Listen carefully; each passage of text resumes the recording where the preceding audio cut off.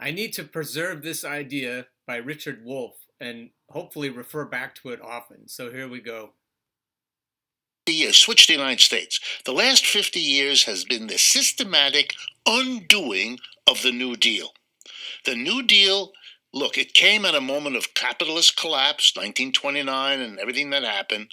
And you had at that time, in the United States, as in every other country, a split. Those who wanted reform and those who wanted a revolution. Remember, 1929 is only 12 years after the revolution in Russia.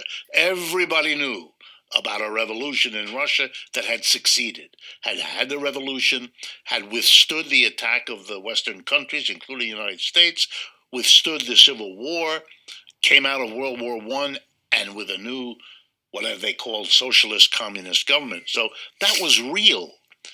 And in the struggle between Roosevelt, representing the community, the business community, and the socialist communists and the CIO, the people from below, the question was reform or revolution, as it always is. And revolution was defeated. Reform was what we got. I tried to say that on yesterday's show. It's still yesterday, but I tried to say that in this deal making, FDR didn't dismantle the capitalist class, and they've been working ever since with a vengeance to dismantle the reforms that happened after FDR's era, after World War II. We got Social Security, unemployment compensation, first minimum wage, and a federal jobs program. I mean, to focus on the big four. Okay, we got that. That's like social democracy. We got it.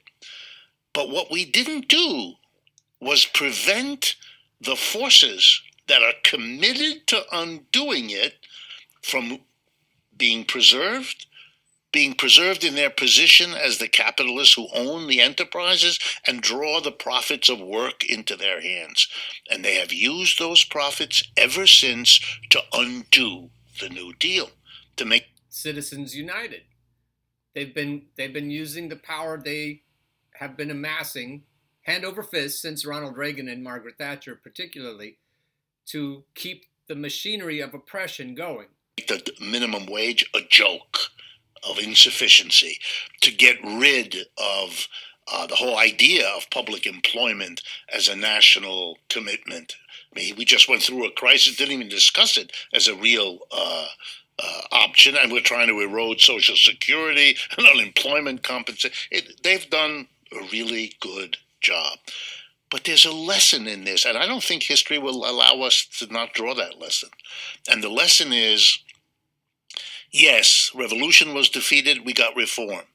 And we have learned that reform without revolution is inherently insecure and will be taken back.